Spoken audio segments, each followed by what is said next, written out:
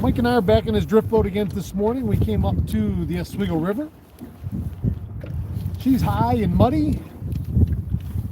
We pulled plugs all morning. We came down here. Actually, we're down in the marina right at the moment, the charter marina, right in the cut below the hotels, seeing if anything was sitting around in here inside the current seam out of that big current. Because I mean, I don't know what the river was running. You said you looked this morning, right? It was just under 13,000. 13,000.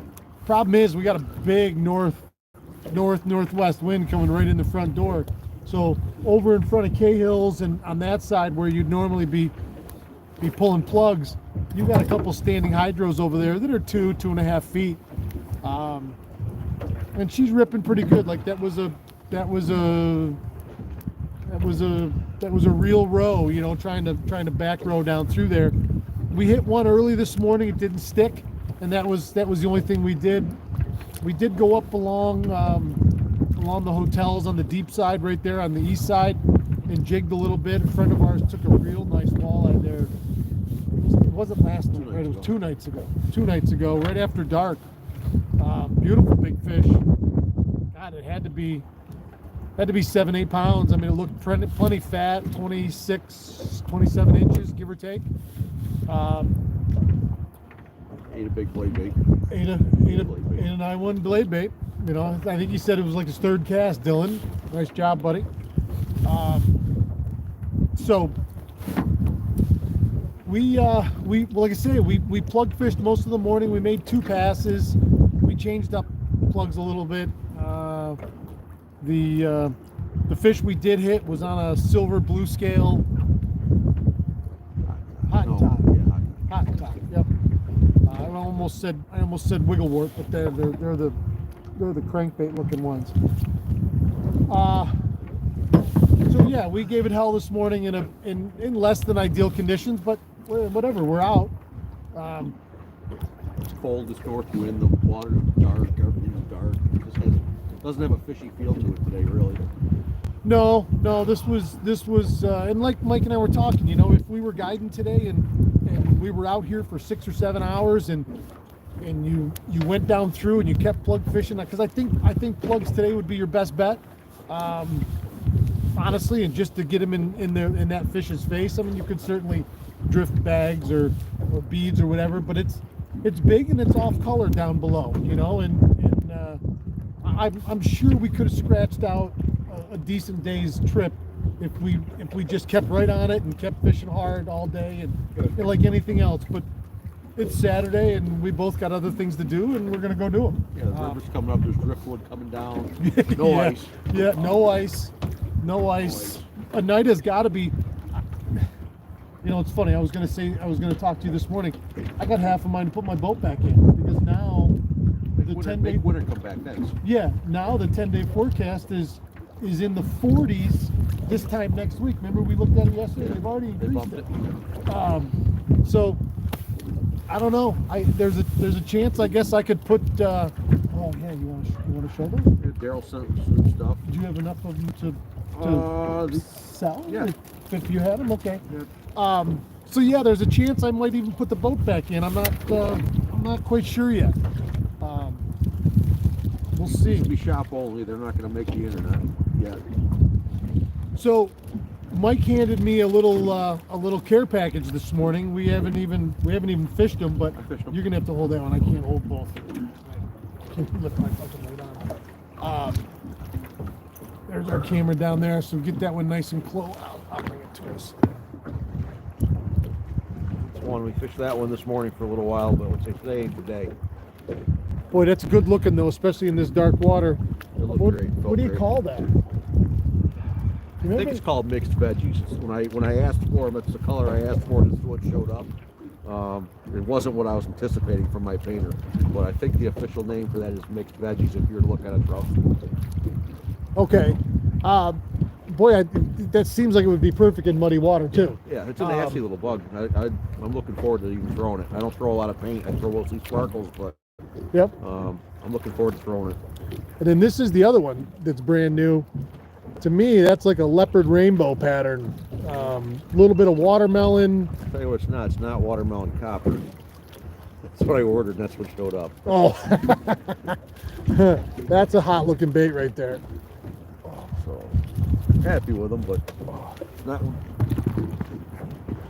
Some things go sometimes.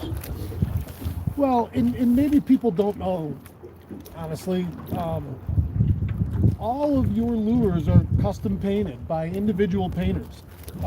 I've got a handful of what I would call the best painters in the walleye industry, and we're always interviewing for new ones, but I got a handful of them that have agreed to work for me, with me, and provide us with some fantastic baits. I really can't complain about anything. These guys are forefront, and I don't want something out of someone else's catalog. These guys will custom paint what I ask for when we need it. Yep. And I do give them all some leeway to get a little creative every now and then, and every once in a while something really jumps out at you. Even if I ask for something, these guys usually know better than I do on what colors are out there, what's hot and what's not. So I'm real happy with the painters I have now. Like I say, we're always looking to add to the repertoire. But I'll never ask one painter to custom paint someone else's patterns. That's why, Right. That's why it's good to have a handful of them in the box. I'm just not as crafty.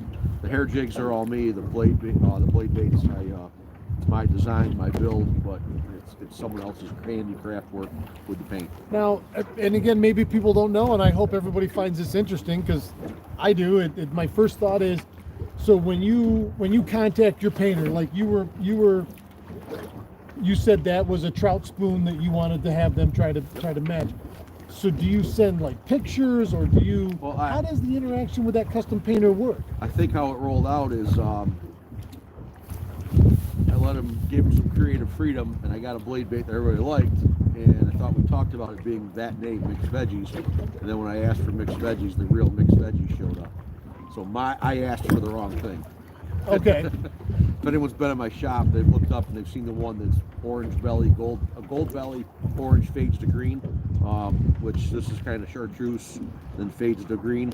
It was with candy paints, and it looked a lot like a perch without stripes.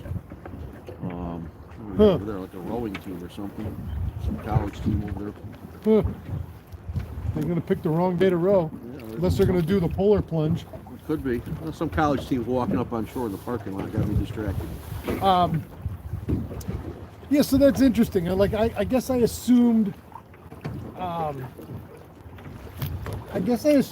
you would contact your painters, you might send them like a quick sketch or it's way too easy. yeah.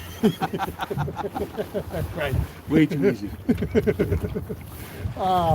So we, something too, guys, is how to get a hold of Mike. You can get them through Instagram or Facebook. You can go online. These kind of things won't go on the website. They're going to go directly on the peg at the shelf, and you got to come see Mike at the shop. And really, if you haven't been to Mike's shop yet, you owe it to yourself, because it is just. Every single time I go there, and I've been there a dozen times now, there's so many blades to look at, and so many colors, and so many variations. That's the custom work, the way you buy it. That doesn't include what you do to your blades over and above that, And we got 3.5 months until walleye season, gets going again on the lake, and you can certainly ice fish these blades. Absolutely. Guys at Shimo cracking them on them. So if you're still looking for baits, two things. I've got some of my kits still on my Shopify store. I'll link that in the description below. And for everything else, you can go see Mike in person and get hooked up and be able to really sit and look through everything while you're doing it. So let's do some comments real quick and see what everybody's doing this morning. Rumbleseek, good morning. I got your message, Bob, about Bob's working on trying to get us one of those giant Port Clinton walleyes to hang over the top of Walleye Fest. There's one in Port Clinton. Just grab it. Just grab it.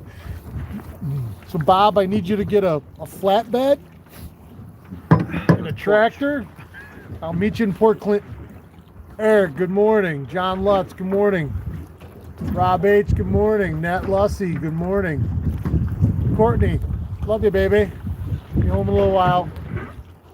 Don Terry, good morning. Jim Hagler, good luck out there. Thanks, bud. We need it. Eric Wisniewski, I better do this before it goes flipping overboard. Yeah, we're in the harbor. It's like 2 footers in here. I know. Eric Wisniewski, I've trotted my spot several times. In conditions, no fish. I think they chased bait into the lake. So Eric's talking about the Oneida River. Yeah. And I had a guy comment yesterday too, and I meant to tell you this morning, lifelong resident down in Cawdno, he's fished it for years, and he said his experience has been whenever all the gates are open, those fish move upstream or downstream. They don't tend to hang right there. So I don't know. A couple guys had a conversation about that yesterday, didn't they? Did they? In our boat. Oh, yeah, that's what I mean. He was responding. It's kind of what we were guessing was happening. And he was responding to the video yesterday, and no, I'm glad that our hunch is backed up by a local talent. So we kind of had a feeling they could easily run back up to the lake and would prefer to be in the lake than where we were. I felt that yesterday. It's something I just had to do, and it was close, and I'm glad we did it, and I can't wait to do it again. Sure. Either in April, May, or June, September, October, November. Yeah. Yep. But it's not really a January trail race fishery. I still though, I will say again for the record, I was 100% confident we were going to go in there and find them and do something. And we still, like you and I talked, we still may have found them. They could have been sitting in those holes and pinned right to the bottom and letting that current go over the top of them, and we didn't have anything we're not heavy enough to get right down in their nose. Yeah, we were not combat effective yesterday, I can promise you that. No, we weren't ready for that. I'm trying to put a trip on Sunday on Oneida. Okay, Eric, let me know how you do. Take the word try out of that and make it happen. Yeah. Any chance of 1/4 or 3 ounce blade baits? Nope. All the I1s are 1/2 ounce. We've tested them. We tried them. We looked at them. I know the ice fishermen sometimes need those little ones, and unfortunately, I couldn't make them swim. If I can't make them swim and I don't use them, I'm not going to sell them. Yeah. I know that other ones do exist, and I whatever they can accomplish, I cannot do it better. So I'm not going to spend my effort on it. We did effort, and so we're pretty happy with the one we have. I wish we could do one lighter.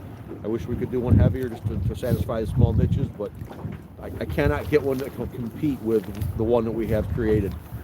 If you're looking for a smaller one, referring to a 1/4 ounce, not just a lighter one, I'm not sure why you would need that. If it is smaller, I understand that, but as far as bigger, the guys are asking for 1 ounces and whatnot. We fish these down to 88 feet in Finger Lakes. It takes them a minute to get there, but they'll outfish a big, heavy 1 ouncer every time. Yeah. The vibration is awesome. I couldn't agree with you more, and as my love affair with blade baits has grown, I fished them all, before we met and all that fun stuff, but now and again, even before you and I were really, fishing together and all this stuff these last couple of years, I fished your blades almost exclusively because they caught more fish. I just, for me anyway, and so. But that's a great question, Bob. That's a great question, and you give the boss the chance to answer it directly, and that's also great. Jim G, good morning. Scott Degata. Mike's shop is pretty nice, unbelievable selection. Yeah, you ain't kidding. What are the shop hours? There are no set hours right now. You got to get a hold of Mike and set it up when you guys can both do it. If I'm home, I'll open up anytime. If you want to call ahead, I'll usually I can make it happen. Yep. I retired last year, so I do have a little more time on my hands. As far as posting shop hours, it's just not feasible to post 8 hours a day to have a handful of guys come through a week. No. It's much easier just to schedule 3 or 4 a day, bring them in an hour or two, and run through. So you tell me when you need to be there, and I can probably make it happen. Yep. You won't be disappointed. Eric says it's going to happen tomorrow. What are the shop hours? Headed to the east end of Oneida with a little boat tomorrow morning. Boy, I got to think the main lake, especially now if this wind's blowing down there. Tomorrow's wind.